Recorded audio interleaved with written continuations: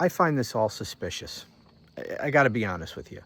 I just finished watching the press conference in which they announced that the killer, the assassin of Charlie Kirk, is a 22-year-old white male from Utah named Tyler Robinson. He's a college student. Now, some things, I mean, up until this press conference, it's just all been suspicious. I mean, they've put out so much misinformation, and here I'm talking about law enforcement. The FBI, it's been a clown show. And that's not surprising that it's a clown show because, you know, Trump and Kash Patel got rid of all the serious people. Yeah, they fired them all. They fired all the career professionals and replaced them with, you know, Trump loyalists and unqualified, you know, MAGAs. So that's who's running the investigation, at least on the FBI side of things. As to the Utah law enforcement, I don't know anything about them, but, you know, Utah. Bunch of Trump humpers out there. Anyway, so much of what they said in this press conference, it didn't feel to me like they were giving us information. I know some of these people say, oh, I'm surprised at how much specific information they gave us. Yeah, they gave us some specific information, which in itself, to me, is highly suspicious. But they really didn't say very much at all. They told us how the father turned him in because this kid had implied that he was responsible or directly said he was responsible. They didn't give specifics about that. They didn't give specifics about what was said there. But the first thing they did, the governor of Utah walks out and says, "We got him." And then all of the people who spoke, most of the press conference was just them patting themselves on the back. That's what most of it was.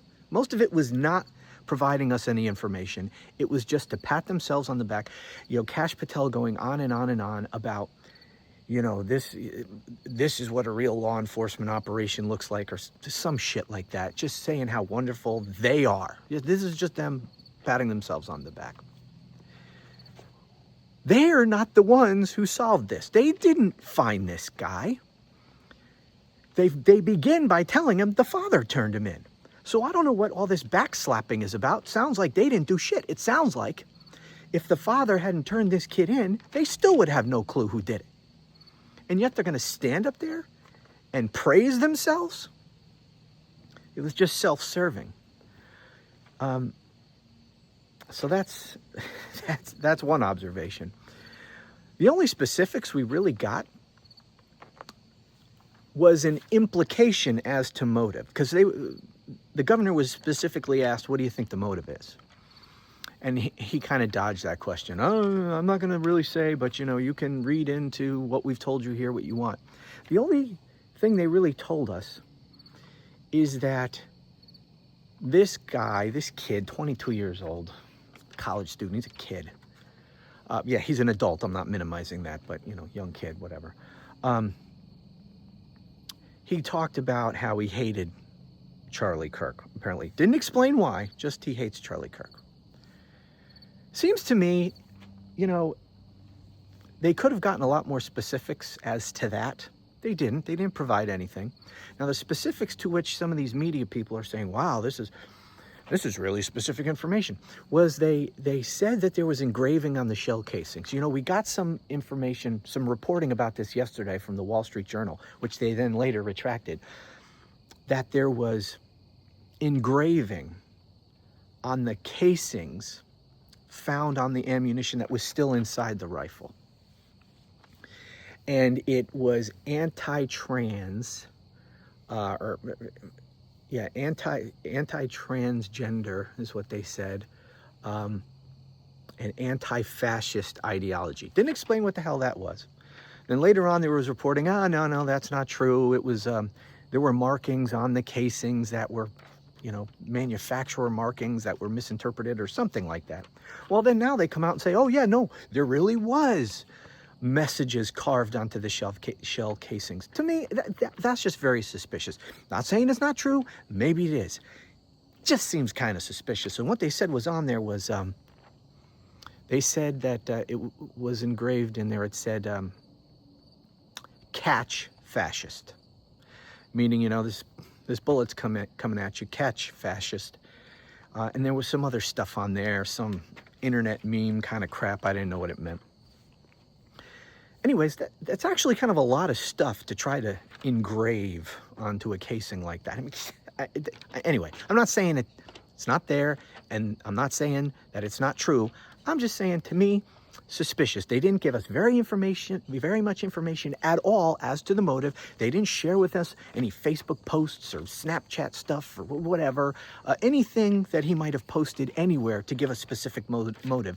But they tell us about a shell casing, which is strange. Just strange. Anyway, what do we know about this kid? Well, they've been telling us that this was the left. You know, the President of the United States came out in an Oval Office address and told us that this was the left. This was radical left Democrats who did this, who are responsible for this. Well, you see pictures of this kid. Doesn't look like a radical left Democrat, but of course, you know, looks can be deceiving. There's lots of pictures of him from social media that I saw.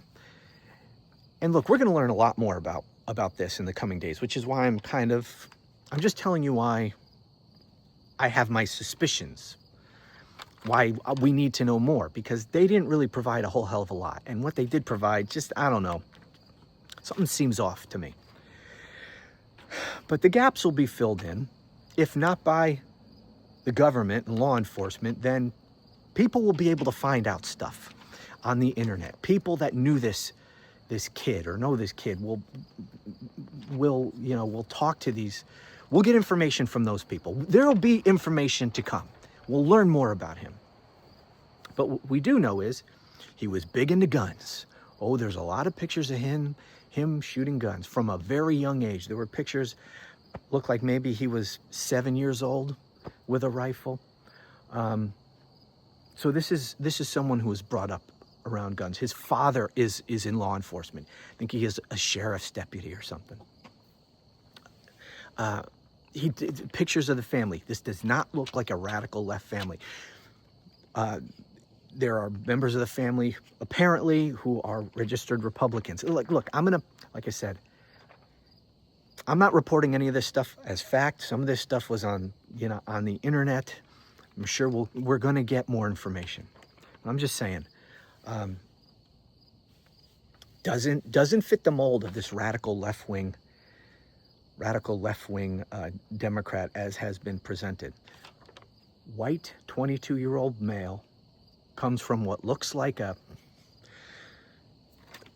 Republican family. That's what it looks like. They're shooting guns, they're fishing, they're hunting, they're doing all this stuff. Now, I'm not, liberals do some of that stuff too, but this is in Utah. I mean, all these things, the guys are, in law enforcement. You put all this stuff together, certainly sounds like a Republican family. Doesn't mean that the kid will turn out to be a Republican, but he was brought up in what looks to be that kind of a lifestyle, that kind of a family upbringing. So there was some information that I saw. People found voting records that have the supposed shooter, listed as no political party affiliation. I saw other things that found a political donation that he made to Donald Trump. I'm not sure if that's accurate or not. This is the internet. Again, we'll have to wait and see. I'm just telling you, there's a bunch of things that are suspicious to me. And they were really light on motive. And isn't that what this is all about? They don't really tell us shit about motive, and they dodge that question when specifically asked. And the only thing they did is they told us that this stuff was written on casings, which I'm sorry, that it's possible. I don't know, just sounds fishy to me. I saw one person, I actually wrote this down, got my little scribbled notes here. When right after the press conference ended, I was watching, I think it was MSNBC. And the reporter said, they were talking about how they were bragging a lot, patting themselves on the back when really they didn't find this guy, he was turned in. But then she said, the heroes are definitely law enforcement who coordinated getting that security footage from the university and the media who dispensed it to the public. I'm sick of that word hero being used. That's heroic. That was the heroic law enforcement effort. They coordinated getting the security footage and they gave it to the media. How fucking hard is that? You just go over to the university and say, we'd like your security footage. This is a university in Utah. Do you think they were going to stonewall the investigation? No, we're not turning that over. What do you think? That was some sort of difficult task to get the security footage from the university? Give me a freaking break. Anyway, I don't know.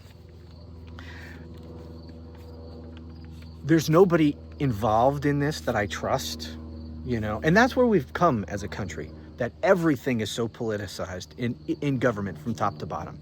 There are, especially in the federal side, there is no unbiased law enforcement anymore. Trump has gotten rid of all the serious career professionals out of the FBI. They're gone. They're all a bunch of partisan hacks.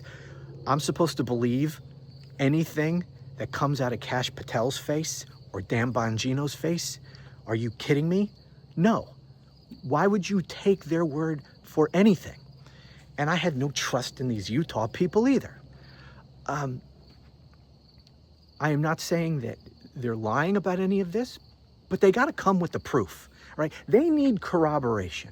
Where in the past, we might have some faith and trust in these officials who are conducting these investigations, and when they come out and they tell us stuff, you know, there was a time I would have believed it. I don't believe shit that these people tell us anymore.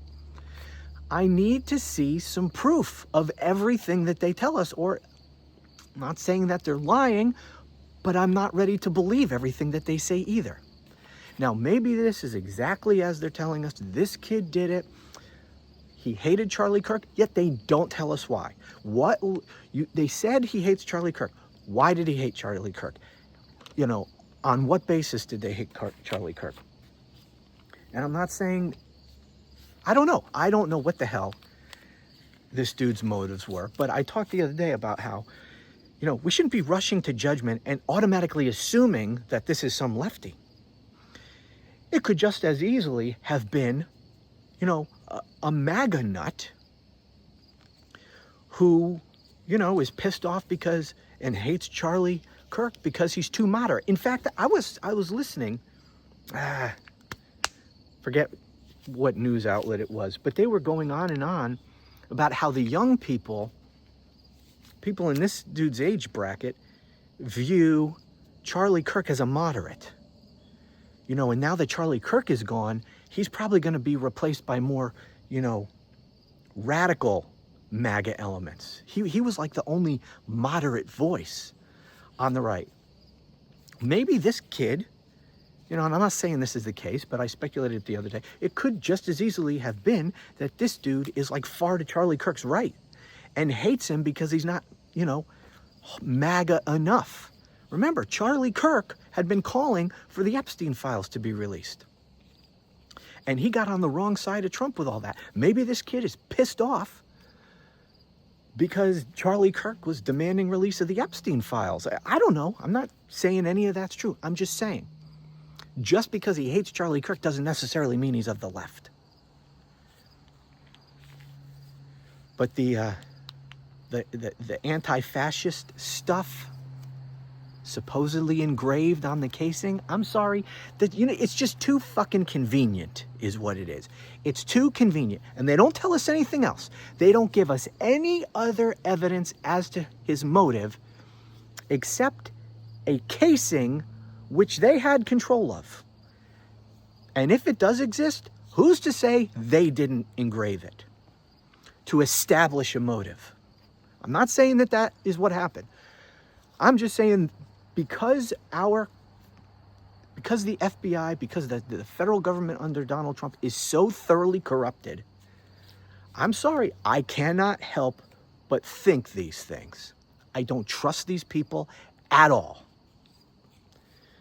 Anyway, I'm sure I'm going to have a lot more thoughts on this as we learn more information.